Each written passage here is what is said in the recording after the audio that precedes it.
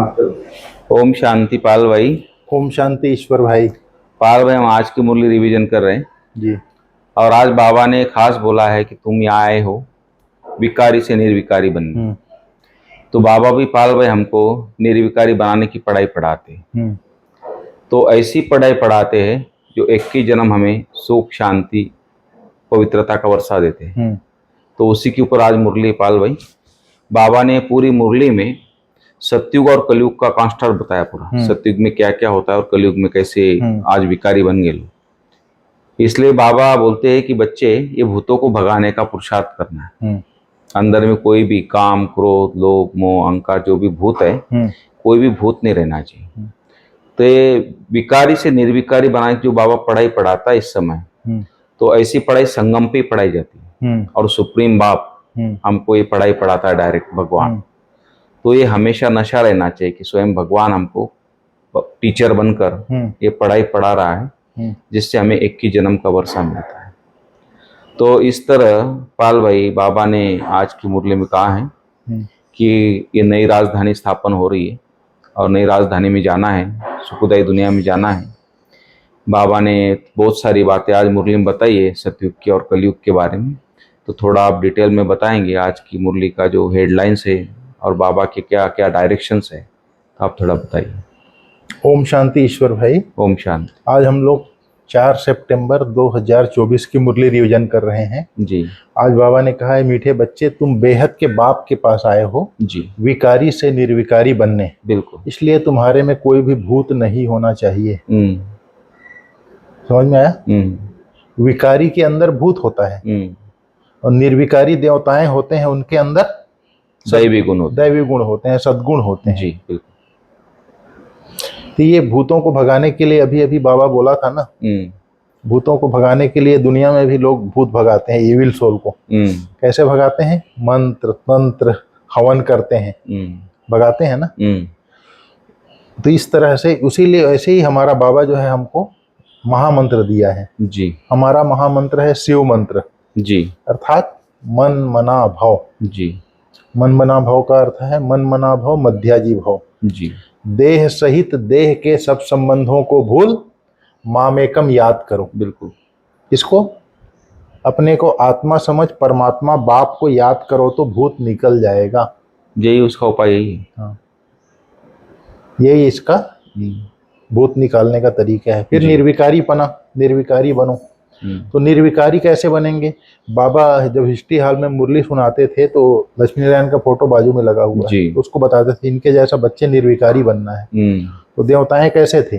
सर्वगुण संपन्न, 16 कला संपूर्ण, संपूर्ण निर्विकारी, मर्यादा पुरुषोत्तम, डबल अहिंसक, डबल ताजधारी थे। जी। डबल ताज माना एक तो रत्न जड़ित ताज, दूसरा पवित्रता का ताज। जी। संपूर्ण पवित्र थे, निर्विकारी थे, बिल्कुल सर्व गुणों से संपन्न थे। देवताओं के लिए वो कहानी छोटा सा सुनाते हैं ना, एक बार भक्ति मार्ग में देवताओं और असुरों की लड़ाई लगी। तो ब्रह्मा जी ने दोनों के सामने शर्त रखी, कोई जीत नहीं रहा था, सब गए ब्रह्मा जी के पास। तो ब्रह्मा जी ने सबको आमंत्रित किया। अब जीतने के लिए शर्त रखी कि आप लोग मेरे पास भोजन के लिए आओ। भोजन के लिए तो आ गए, लेकिन शर्त ये रहेगी खाना 36 प्रकार का सबके सामने रखा जाएगा टेबल में, आप सब कुर्सी में बैठेंगे और ये हाथ जो है सीधा रहेगा, इसमें डंडा बांध दिया जाएगा। अच्छा। तो असुर के पास दिमाग ही नहीं था, विकारी थे, ईर्ष्या द्वेष नफरत घृणा से एक दूसरे से भरे हुए थे। उनमें अंदर सहयोग की भावना ही नहीं थी। एक दूसरे को आगे बढ़ाने की भावना नहीं थी। तो असुर क्या किए? हाथ मुड़ता ही नहीं था, खा ही नहीं पाए। अब देवताएं क्या किए? आमने सामने जैसे बैठे थे, तो भोजन उठाया, मैंने जैसे आपको खिलाया, आपने मेरे को खिलाया, दोनों खाना पीना खा लिए। देवताएं, ये व्यक्ति इधर का देवता उसको खिलाया, उसने इसको खिलाया, खाना खा लिए। असुर देखते रह गए, उनको अकल ही नहीं आई। तो देवताओं के अंदर ये सद्गुण होते हैं, सहयोग की भावना होती है। जी। तो ये निर्विकारीपना देवताओं में होता है, विकारी असुरों में होता है। तो ये पढ़ाई तो अभी बाबा पढ़ा था ना, दैवी गुण धारण करने की।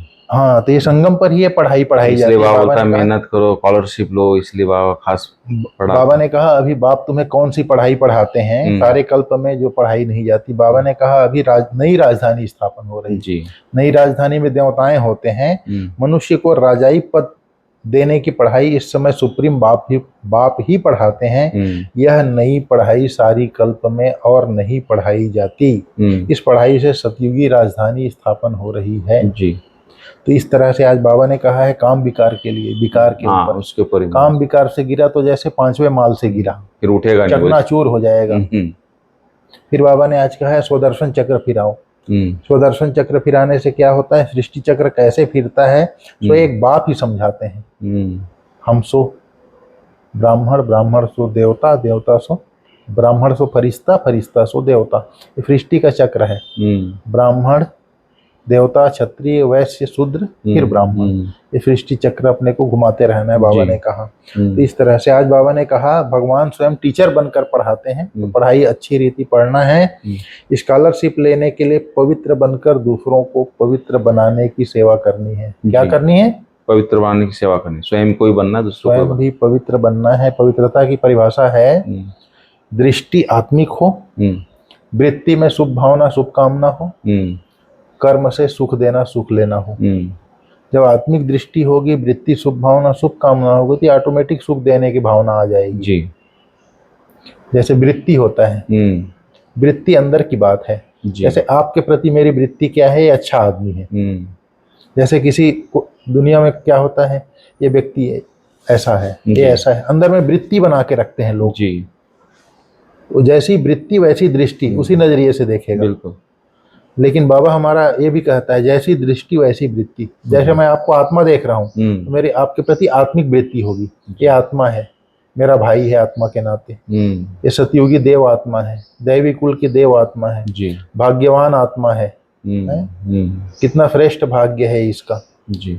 भगवान के कार्य में सहयोगी है, भगवान के यज्ञ में समर्पित रूप से सेवाएं दे रहे हैं, ये वृत्ति निकलेगी अंदर ही अंदर। तो इस तरह से पवित्रतम बाबा ने कहा दृष्टि आत्मिक हो, वृत्ति में शुभ भावना शुभ कामना, कृति से सुख देना सुख लेना। अंदर में काम क्रोध का जो भूत है उसे निकाल प्रवेश है, उन्हें निकालना है। एम ऑब्जेक्ट को सामने रख पुरुषार्थ करना है जी। एक तरफ अपने को देखना है, एक तरफ एम ऑब्जेक्ट श्री लक्ष्मी श्री नारायण के जैसा राजधानी में जाना है, उनके जैसा बनना है। तो उसको सामने रख उनके गुणों का चिंतन करके गुण धारण करना है, बाबा ने कहा। आज बाबा ने कहा माया की छाया से निकल याद की छत्र छाया में रहने वाले बेफिक्र बादशाह भाव, जो सदा बाप की याद की छत्र छाया के नीचे रहते हैं, वे स्वयं को सदा सेफ अनुभव करते हैं। माया की छाया से बचने का साधन है बाप की याद, छत्र छाया। बाप की याद ही छत्र छाया है। छत्र छाया में रहने वाला सदा बेफिक्र बादशाह होंगे। समझ में आया जी। जो छत्र छाया में रहेगा वही सदा बेफिक्र बादशाह रहेगा। अगर कोई फिक्र है तो खुशी गुम हो जाती है। खुशी गुम हुई, कमजोर हुए तो माया की छाया का प्रभाव पड़ जाता है। समझ में आया? खुशी कम हुई, कमजोर हुए तो माया की छाया का प्रभाव पड़ जाता है, क्योंकि कमजोरी ही माया का आह्वान करती है। माया की छाया स्वप्न में भी पड़ गई तो बहुत परेशान कर देगी, इसलिए छत्र छाया के नीचे रहो, बाप की छत्र छाया के नीचे रहो जी। आज बाबा ने कहा स्लोगन में, समझ के स्क्रू ड्राइवर से अलबेलेपन के लूज स्क्रू को सदा टाइट कर अलर्ट रहो।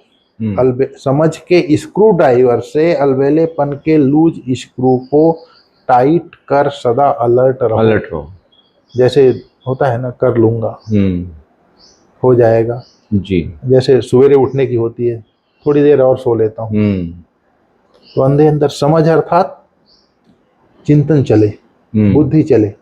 समझदार व्यक्ति जो होता है जी, क्या बोलेगा, मुझे करना है, अभी मैं उठना है मेरे को, यस वी कैन, मुझे करना है। समझ आया ना उसको? एक तरफ माया बोल रही है थोड़ी देर सो जाता हूँ आलस, एक तरफ क्या, यस वी कैन, मुझे करना है। बिल्कुल, दृढ़ता तो चाहिए। हाँ, तो वो आपको टाइट कर देगा। फिर वो जो आपको दौड़ाएगा, कौन करेगा, मुझे करना है, मैं करूंगा, तो आपको अलर्टनेस ले आएगा जी। तो समझ के स्क्रू ड्राइवर से अलबेलेपन के अलबेलेपन के लूज स्क्रू को टाइट कर हम्म, सदा अलर्ट रहो। बिल्कुल। आपके अंदर जो जागृति है, समझ है, वो आपको अलर्ट बनाएगी। उसके लिए जागृति की जो बातें हैं उसको अपने अंदर इमर्ज करके रखना पड़ेगा। ये तो ऐसा है वैसा है, थक गया हूं सो जाता हूँ, यस वी कैन, मुझे करना है। जी। आज देखो भारत देश का प्रधानमंत्री है, 74 साल का है, फुल एक्टिव। भाई साहब 3 घंटे सोता है व्यक्ति, सारा दिन दौड़ रहा है, उसके अंदर कितनी जागृति है, मेरे को देश के लिए करना है, मेरे को देश के लिए करना है, यस वी कैन, मुझे करना है। सही। ये उसको अलर्ट बना के रखता है, तभी देश को इतना ऊंचा ले गया। हाँ ठीक है भाई साहब। जी। ओम शांति। ओम शांति।